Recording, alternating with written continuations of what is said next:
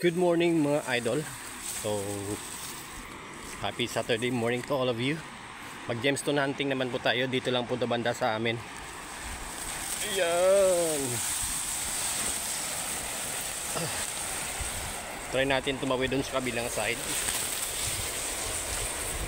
Ayan. Kasi ang target ko mga lodi,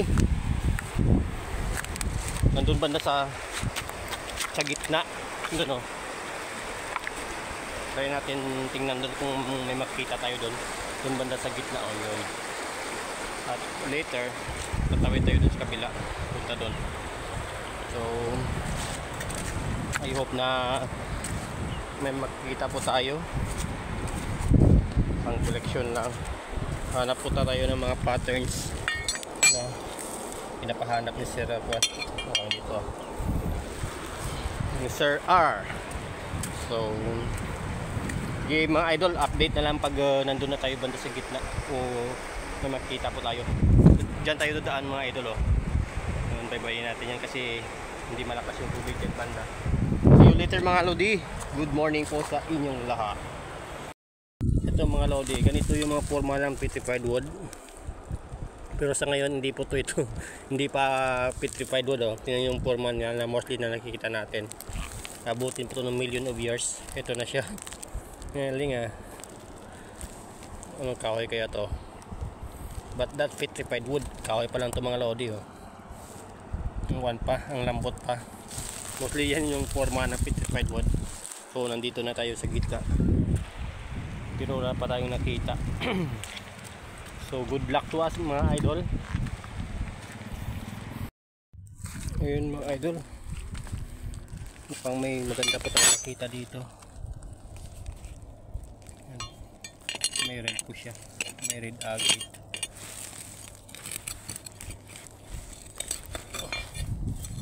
Medyo mahina talaga yung mga bato dito mga lodi. Maliit lang po. Yan, tingnan natin na basahin.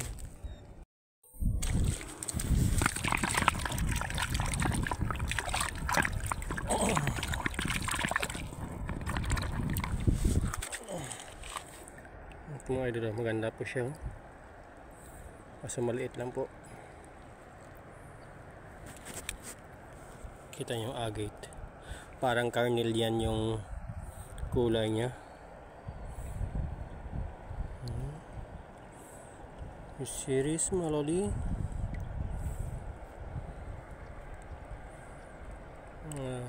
Really nice collection. Ito lang nakita natin. At the same time may picture stone po tayo nakita dito. Yun. Ito mga idol oh.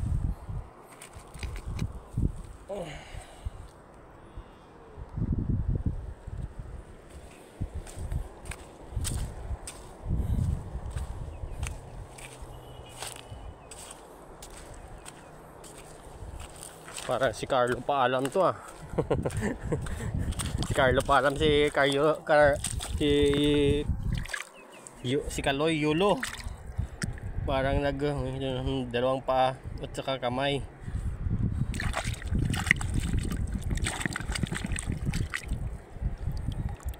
Ito. Sa backside niya. Ito siya.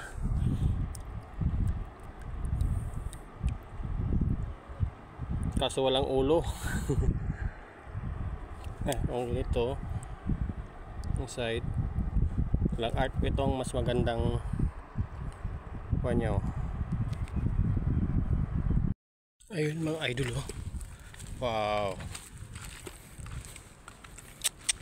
mukhang maganda itong mga idol na jasper. Kulay green sa top niya. Wait lang. Kita nyo, may guhit pa oh. Wow, ilalim green din. Okay, dito iuwi na natin to. Try natin basahin mga lodi. May tubig doon. At plus hindi tayo nasiro. Parang may crystals pa ako nakita. balikan na natin yan. Ayos. Okay. You see this jasper mga idol? Banded jasper. Look like blue but green po ito mga idol ha. Sa reflex ng araw. Wow, beautiful jasper. Ayos, kahit pa paano may nakita tayo. Ganda ng pattern, no? Wow.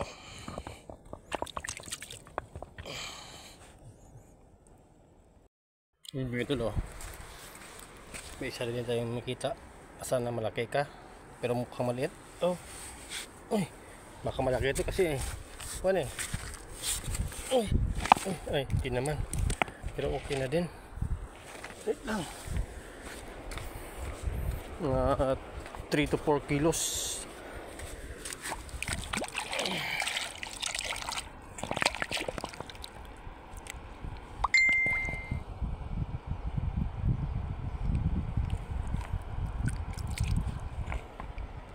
Wow. Beautiful.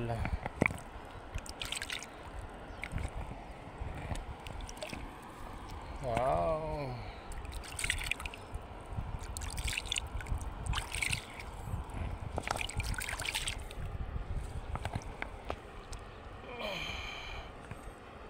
Nice. Nice one. Mga lodi.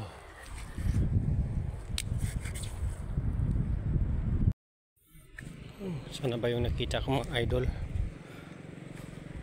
Mga ka-gemstone, sana ba yun? Yung Canyon Jasper. Sana ba yun? Mukhang, ayun. Nampasan ko na eh. May nakita ko dito mga lodi.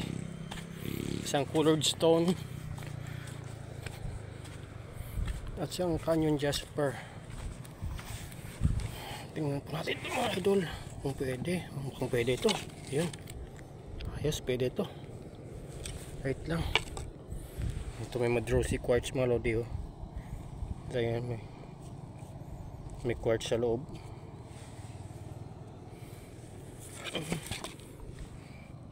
Try natin ito hugasan mga idol ah. Wait lang.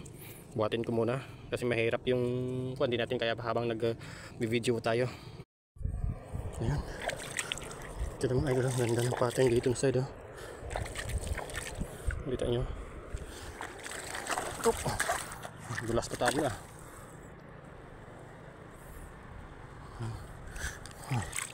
There's parts ka sa kabilang side. Oh.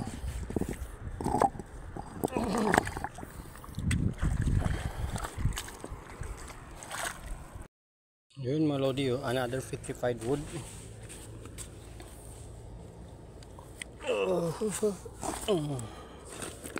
Ayan. Ito tunay na vitrified wood. Kanina alanganin pa yun, kahoy pa yun, nakita natin. So try natin hugasan ito mga idol. Kasi paano may nakita tayo at hindi tayo na zero. Dito lang ito banda sa amin mga idol. Lapit lang. Vitrified wood. Ito ang tunay na vitrified wood.